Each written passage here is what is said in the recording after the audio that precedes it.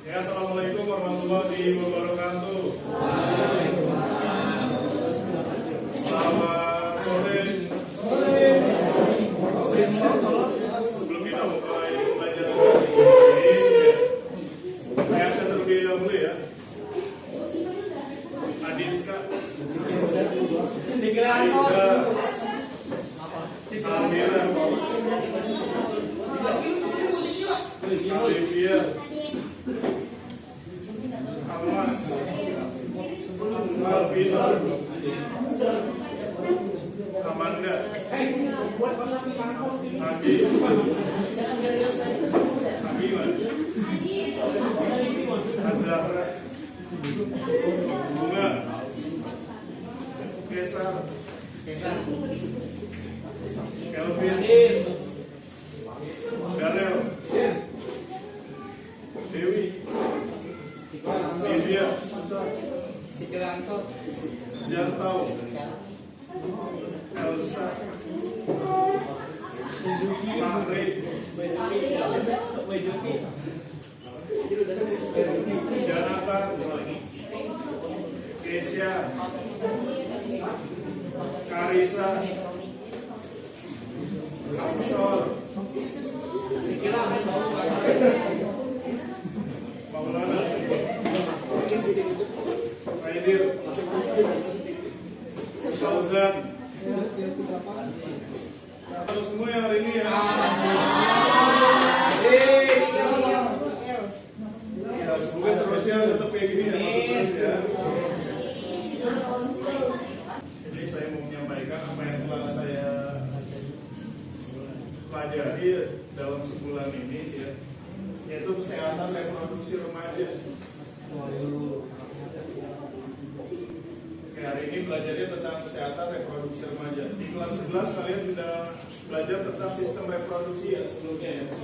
Oke, di sini metode kontrasepsi, IMS dan konselor sebaya pertemuan keempat.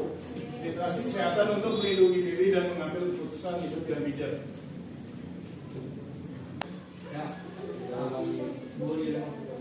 Oke nih, sebuah dilema pergaulan jika seorang remaja dihadapkan pada masalah kesehatan reproduksi atau tekanan psikososial yang sensitif, kemana tempat pertama ia mencari pertolongan? Coba, kalau kalian mengalami masalah kesehatan reproduksi dan tekanan psikososial, kejiwaan ya, dan sosial yang sensitif.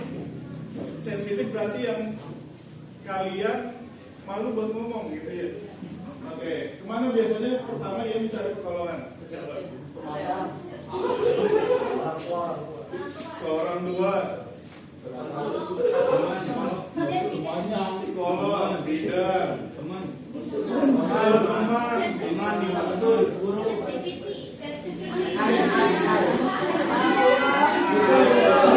Ini video pembelajarannya mengevaluasi efektivitas kontrasepsi dan pencegahan penyakit sistem reproduksi, terus mengidentifikasi pentingnya akses layanan kesehatan puskesmas dan BKPR, terus memperhatikan komunikasi efektif dan berat sebagai konselor sebaya.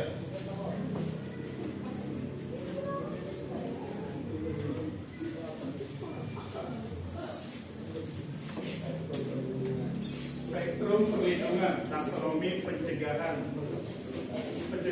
supaya kita tetap sehat, reproduksi kita tetap sehat ya. Oke. Yang pertama, ada kategori yang alami, cara kerjanya tanpa alat atau mengandalkan siklus tubuh. Contoh alatnya metode kalender dan senggama terputus.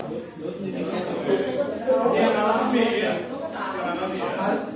Terus yang kedua, mekanis, memblokir pertemuan sel telur dan sperma secara fisik. Diblokir ya, jadi nggak bakalan ketemu tuh ya secara fisik. Apa tuh? Dengan cara menggunakan kondom, terus tubektomi dan vasektomi. Kalau kondom udah tahu lah ya. Apa tuh? Apa nih Mas ya?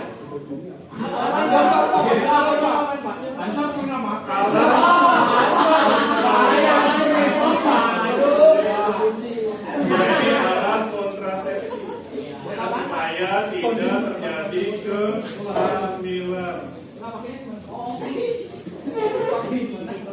Tubektomi, masih ingat Bapak Luki ya? Jadi ya nanti sel spermanya nggak bisa masuk atau diputus kalau dari tubektominya. Selama di vasektomi bukan dengan spermisida. Terus hormonal, mengubah siklus hormon. Contohnya mengambil KB dan suntik KB. KB apa sih? Keluarga. Terus menambah implantasi dengan cara mencegah penempelan embrio pada dinding rahim dengan cara IUD. Embrio tahu ya, setelah pembuahan kan terjadi embrio ya. Nah itu nggak bisa nempel pada dinding rahim, nggak jadi janin. Itu IUD. Oke.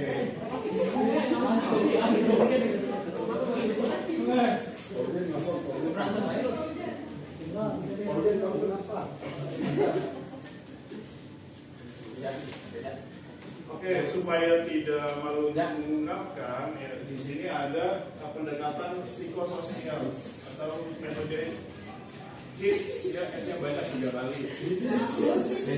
Karena untuk mendeteksi resiko pada remaja. Yang pertama, HE itu home, dari rumah. Deteksi, pertama dari keluarga ya, tadi betul, dari keluarga terlebih dahulu. Ya, yang kedua, eating, dari nutrisi. Ya, maka terus yang ketiga, drugs. Dia konsumsi drugs apa enggak tuh? Ya. Terus kemudian safety, keselamatan. Gunain alat-alat yang tadi sebelumnya apa enggak? Gitu. Dalam KPU mengatur ya. Terus education, udah dikasih pendidikan secara pendidikan seksual apa belum gitu ya? Oh, ya. Kan udah dikasih ya, kemarin di kelas 11 kali ya ada tuh ya tentang sistem reproduksi. Terus aktivitasnya, seksualitas dan suicide. Suicide itu resiko bunuh diri. Ini kalau udah depresi banget, saking nggak mau dia ngungkapin ya masalah yang terjadi misalnya pada kesehatan reproduksi yang bisa berakibat ke sini suicide.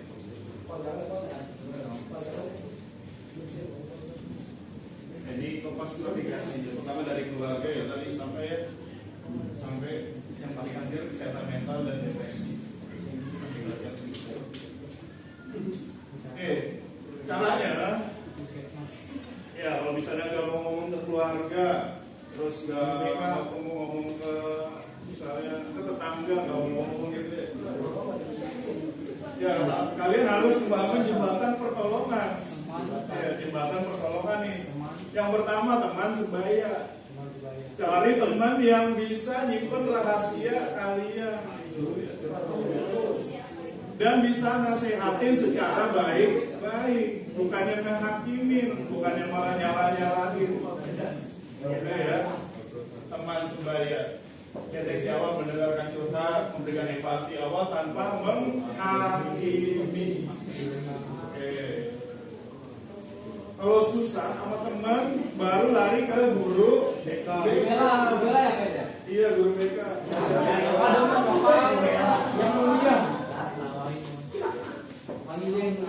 Oke, ini konseling lanjutan di lingkungan sekolah, mediasi dan pendampingan psikologi. Kalau nggak bisa juga ditangani sama guru BK, larinya ke puskesmas dan PKPR. Apa sih PKPR? Pelayanan Kesehatan Peduli Remaja PKPR. Itu ada di puskesmas.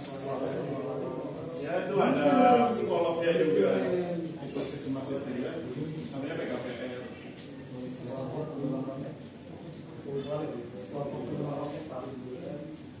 Nih, peran konselor sebaya, bukan sebaya ya. Pertama pendengar yang baik, terus berinformasi kembali. Ya, ruang tanpa penghakiman, jaga privasi, jaga ya privasi kalau ada cerita.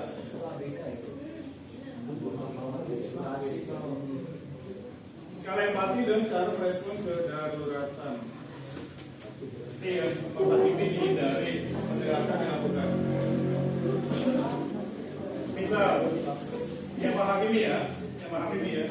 menggunakan kata-kata menyalahkan. Kan aku sudah bilang.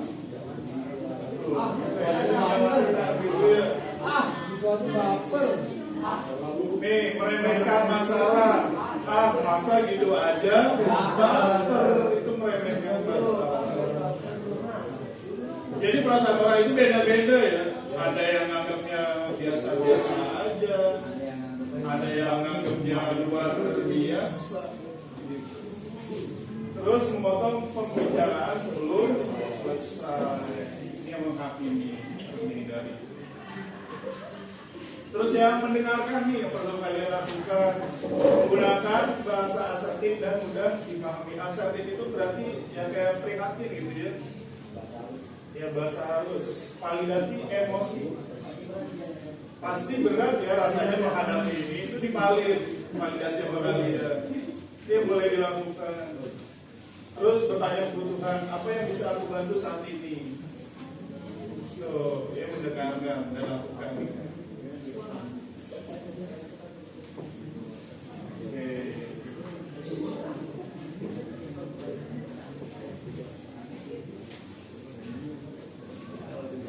Perhatikan di video ini.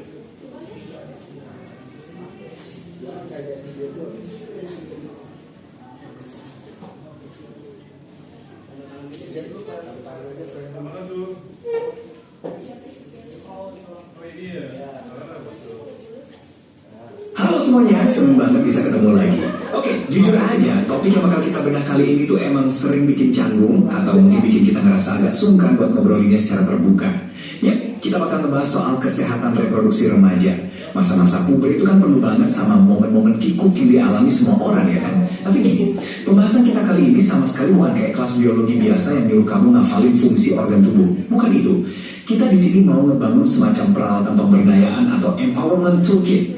Kita bakal belajar gimana caranya paham sama tubuh kita sendiri, cara melindungi diri, dan yang gak kalah penting, gimana caranya kita bisa jadi support system yang benar-benar solid buat teman-teman sebaya kita. Jadi, yuk siapin fokus kalian, karena materi yang kita bedah ini benar-benar bisa mengubah cara pandang kamu tentang diri sendiri dan orang-orang di sekitarmu. Nah, coba deh kamu pikirin sebentar. Kalau kamu, atau mungkin sahabat terdekatmu, lagi ngadepin dilema pergaulan, masalah kesehatan reproduksi, atau tekanan psikologis yang super sensitif, kemana sih biasanya kalian bakal lari pertama kali? Pastinya jarang banget kan yang langsung kepikiran buat ke dokter atau klinik formal. Kenyataannya, banyak banget anak muda yang ngerasa takut luar biasa buat mengakses layanan kesehatan. Ada rasa takut dijudge, ngerasa malu, atau ya sesimpel bingung aja gitu mulainya harus dari mana. Melewati masa remaja itu emang membingungkan, dan memvalidasi rasa takut ini tuh justru jadi langkah pertama kita supaya bisa beneran ngebantu satu sama lain. Di pembahasan kali ini, kita bakal lewatin 6 poin utama. Kita mulai dari dilema kesehatan reproduksi remaja, lanjut ke ragam metode kontrasepsi, terus mencegah infeksi menular seksual, gimana menjadi konselor sebaya berempati, rujukan dan pendekatan HEDS, dan ditutup dengan literasi untuk keputusan bijak. Yuk langsung aja kita mulai. Masuk ke bagian pertama, dilema kesehatan reproduksi remaja dan gimana caranya menavigasi rasa takut pas mau cari bantuan. Kita semua tahu lah ya, pubertas itu datangnya bawa sepaket perubahan. Nggak cuma fisik yang berubah, tapi tekanan sosial dan psikologisnya itu kerasa berat banget. Tubuh kita berubah, dinamika teman-teman juga beda, belum lagi hormon yang naik turunnya udah kayak roller coaster. Tapi ironisnya nih, pas remaja lagi butuh-butuhnya bantuan buat paham soal ini semua, mereka justru paling males buat nyari tahu ke tempat yang benar. Halangan terbesarnya, yaitu tadi, takut dihakimi sama orang dewasa atau tenaga medis. Makanya, nyiptain safe space atau ruang aman di antara teman sebaya itu krusial banget. Teman itu seringkali jadi garda terdepan pas lagi ada krisis. Pemahaman inilah yang bikin kita sadar, oh, ternyata kita emang butuh banget ngebekelin diri sama pengetahuan medis yang akurat. Lanjut ke bagian kedua, ragam metode kontrasepsi, alias memahami tentang pencegahan kehamilan. Biar kita bisa ngebantu secara efektif, kita jelas butuh fakta medisnya dong. Nah, mari kita bahas opsinya secara objektif. Ada beberapa kategori utama pencegahan kehamilan berdasarkan cara kerjanya. Pertama, metode alami yang cuma bergantung sama siklus biologis tanpa alat apa-apa. Terus ada metode mekanis atau sawar, kayak kondom yang secara fisik benar-benar ngehalangin sperma ketemu sel telur. Atau prosedur medis kayak tubektomi dan vasektomi. Ketiga, metode kimiawi, contohnya spermisida. Keempat, ada metode hormonal nih, kayak pil atau suntik KB yang tugasnya ngatur hormon di dalam tubuh. Dan yang terakhir, penghambat implantasi kayak IUD yang dipasang di rahim. Sangat logis kan? Kalau kamu paham mekanismenya, artinya kamu paham gimana sains mengontrol dan melindungi sistem reproduksi manusia. Bagian ketiga, mencegah infeksi menular seksual. Ini tentang melindungi kesehatan reproduksi kamu. Poin krusial yang mau aku tekanin banget di sini adalah belajar soal infeksi menular seksual atau IMS itu sama sekali bukan buat nakutin kamu. Gak jarang kan pendidikan reproduksi itu dikira cuma isinya daftar larangan doang. Padahal paham soal IMS itu adalah hak asasi atas tubuh kamu sendiri loh. Ini langkah paling basic buat ngambil kendali penuh atas kesehatanmu. Kalau kamu tahu apa itu IMS, gimana cara penularannya, dan gimana cara pencegahannya, kamu bisa ngebentengin diri kamu secara sadar dan aktif. Jadi pengetahuan ini tuh ibarat pelindung, bukan ancaman. Masuk ke bagian keempat, menjadi konselor sebaya berempati. Gimana sih cara ngaplikasiin info tadi buat nolongin temen? Oke, kita kan udah punya bekal fakta biologis nih. Sekarang coba bayangin situasi ini. Ada teman dekat kamu, dia datang ke kamu dan kelihatan panik banget soal kesehatan reproduksinya. Di detik itu juga, peran kamu berubah jadi seorang konselor sebaya. Ada 4 langkah dasar yang super ampuh buat diterapin. 1. Jadilah pendengar yang baik. Karena teman kamu tuh cuma butuh didengerin, bukan butuh solusi saat itu juga. 2. Jangan ngejudge. Ingat kan, alasan mereka nggak mau ke klinik itu karena takut dihakimi. Jadi jangan bikin mereka ngerasain hal yang sama pas lagi sama kamu. 3. Kasih informasi yang akurat. Nah, disinilah ilmu biologi kita tadi kepake. Dan yang keempat, ini aturan emasnya, jaga privasi mereka ketat-ketat.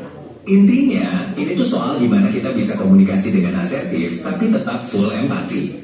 Pas temanmu lagi di titik paling rentan, milih kata-kata yang pas itu penting banget. Hindari kata-kata yang nyalahin mereka, karena itu bakal langsung rusak rasa aman. Kalau mereka udah ngerasa aman secara psikologis, mereka bakal lebih jujur soal masalahnya. Dan soal jaga rahasia, itu artinya kamu ngehargain banget rasa percaya yang udah mereka kasih. Ingat, tugas kamu itu jadi safe space, jadi tempat berlindung, bukan jadi bahan gosip baru buat disebarin ke anak-anak lain. Bagian kelima, rujukan dan pendekatan HIEADSS. Tahu kapan dan gimana cari bantuan formal. Emang sih dukungan teman sebaya itu luar biasa efeknya, tapi kita juga harus realistis. Kadang ada masalah yang jauh melampaui kapasitas kita sebagai remaja biasa. Menjadi konselor yang bertanggung jawab itu berarti kamu tahu kapan harus bilang, oke, ini udah di luar batasku.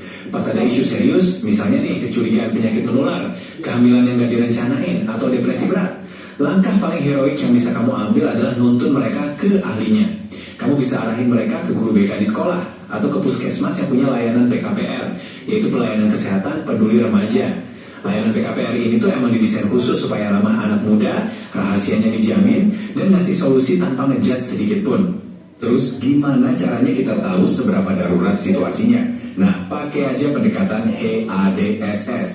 Ini semacam mental checklist praktis yang biasa dipakai sama para profesional, dan kamu bisa banget gunain ini buat ngebaca kondisi temenmu.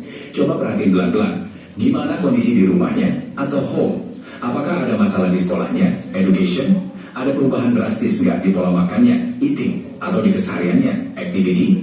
Apa ada kecurigaan soal pemakaian zat berbahaya, drugs? Ada isu soal seksualitas, sexuality? Apakah lingkungan dia benar-benar aman dari bahaya, safety?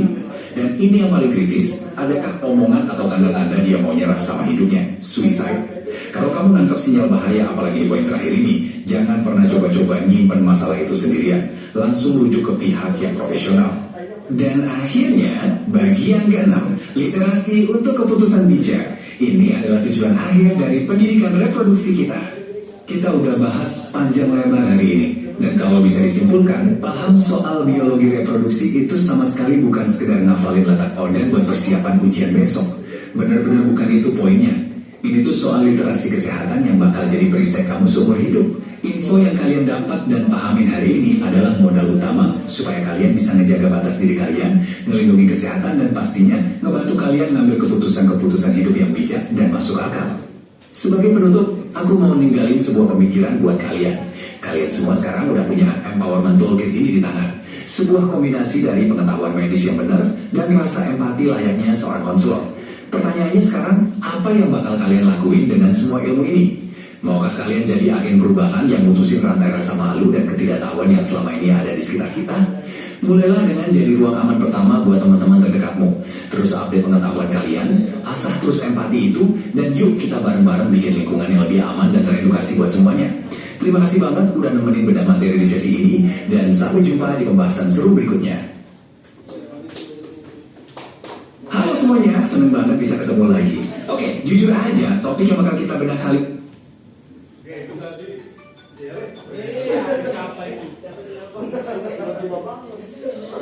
Tadi ada pertanyaan IMS apa sih IMS? Infeksi menular seksual. Apa IMS? Seksual. Bisa melalui virus, bakteri, ataupun dari jamur.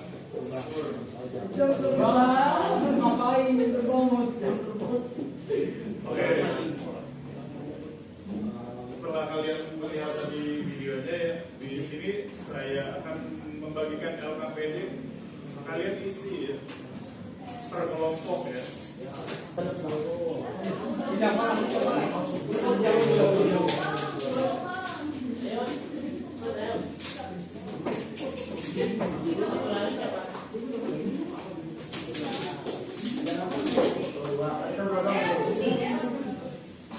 Siapa lagi?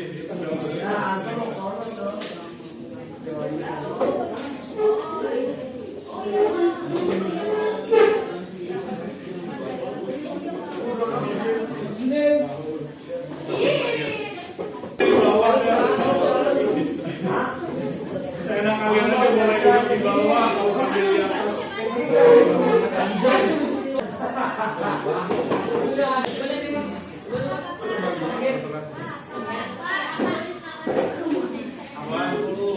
Tulis nama ya.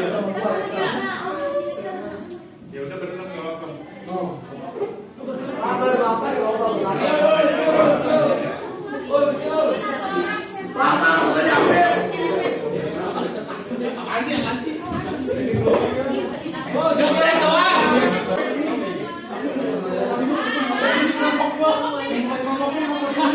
Bebas.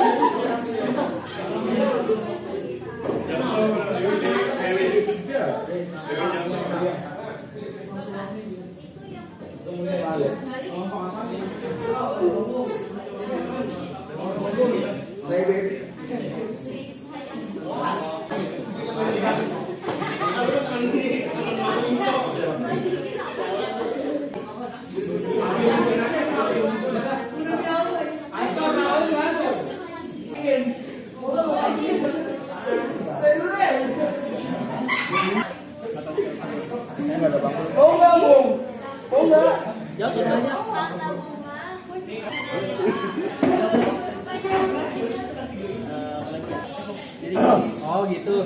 Besok besti ini diskon. Yang jelas serius dong. Penyampaian apa nih? Penyampaian informasi yang apa nih? Oh. Yang disampaikan oleh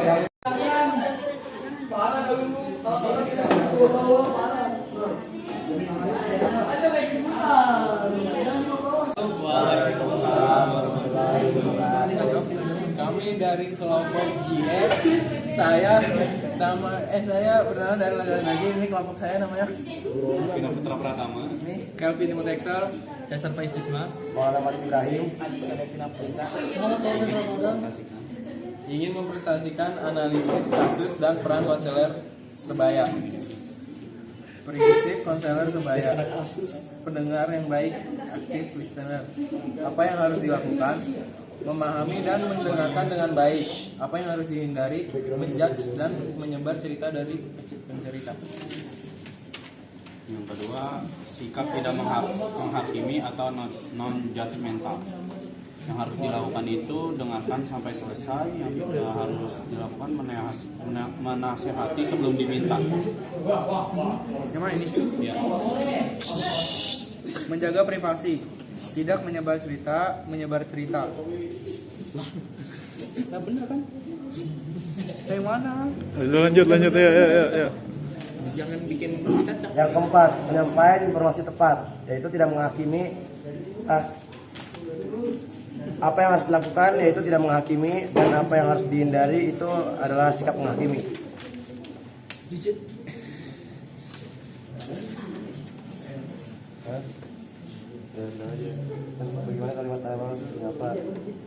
Bagaimana kalimat awal Anda saat menyapa dan mendengarkan Dika agar ia merasa diterima dan tidak merasa dihakimi? Halo Dika, terima kasih ya sudah bercerita. Saya siap untuk mendengarkan cerita kamu saat kamu tidak cerita. Saya siap mendengarkan cerita kamu di saat kamu tidak punya tempat untuk bercerita. Udah ya? Oke. Pak, kami dari kelompok J ingin menutup ini apa namanya? Presentasi. kali ini. Wassalamualaikum warahmatullahi wabarakatuh. Waalaikumsalam. Oke, bagus. Mulai dulu. Ya.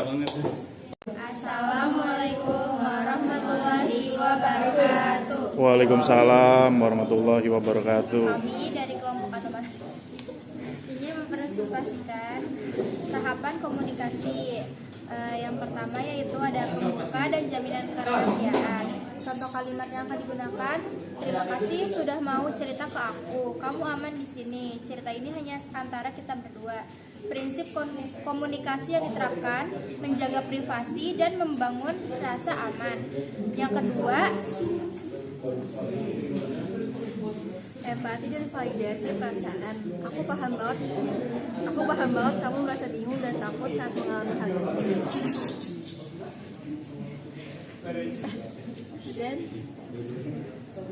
prinsip komunikasi yang diterapkan: menjaga mental dan mendengar aktif. Yang ketiga, pertanyaan asertif atau edukasi. Contoh kalimat yang akan digunakan: coba kamu cek kesehatan di sana, nanti kamu cek keseluruhannya ya. Prinsip komunikasi yang diterapkan: menggunakan statement dan bahasa mudah dipahami. Yang keempat, memutuskan kesepakatan rujukan. Contoh kalimat yang akan digunakan: nanti saya bantu untuk berbicara kepada orang tua agar masalah ini bisa ditangani. Prinsip komunikasi yang diterapkan: mengarahkan bantuan BK atau puskesmas tanpa. Udah. Ya, Bara. Ya, ayo. Sekian dari kelompok kami. Kurang lebihnya mohon maaf. Wassalamualaikum warahmatullahi wabarakatuh. Oke, waalaikumsalam warahmatullahi wabarakatuh. Ini kumpulin ya. Waalaikumsalam. Saya dari kelompok penerbang roket yang itu ketuanya saya Naufar Akbar. Saya Muhammad Sendrali. Saya Fahri. Saya Reza Herlino. Saya Jangan Hamzah. Saya Ansor. Di sini ingin mempresentasikan tentang jenis-jenis IMS. Nama IMS dan penyebab bakteri, virus, sama gejala utama dampak bagi kesehatan. Sifilis atau raja singa, atau penyebab bakterinya itu bakteri, gejala utamanya itu luka pada kelamin. Gonore itu atau kencing nanah itu bakteri, nyeri pada saat buang air kecil. Oke, boleh temennya yang lain. Penyebab bakteri atau virus atau parasit, virus. Gejala utama atau dampak bagi kesehatan: menyerang sistem kekebalan tubuh. Herpes genitalis, virus. Lebuhan atau luka berisi cairan pada area kelamin. Oke, udah itu aja ya. Boleh ditutup dah. Ya. Sekian dari kelompok kami. Wassalamualaikum warahmatullahi wabarakatuh. Waalaikumsalam.